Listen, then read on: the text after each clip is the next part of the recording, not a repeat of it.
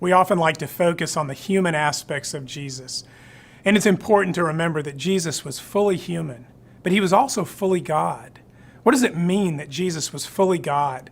And why is it so important that he, as our Redeemer, be truly God?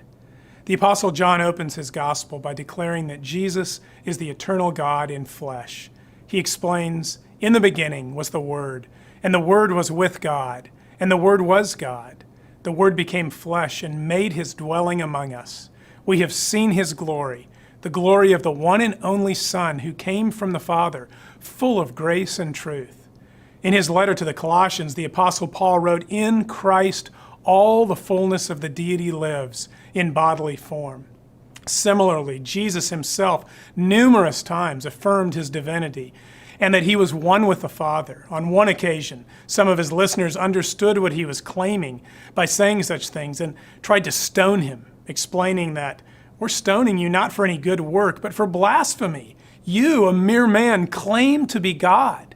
The book of Revelation describes Jesus as the Alpha and the Omega, the one who was and is to come. Indeed, he is no mere man.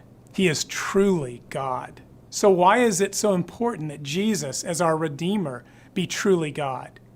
Our sin was committed against God. Only God can forgive a transgression against himself. This is why some of the religious leaders in Jesus' day were horrified when he said he forgave sins. They understood the implications of what he said. How could a mere man forgive the sin we have against God?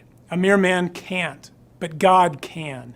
Jesus needed to be fully human in order to be our substitute, but he needed to be fully God in order for his obedience and suffering to be perfect and for God's justice to be completely and eternally satisfied.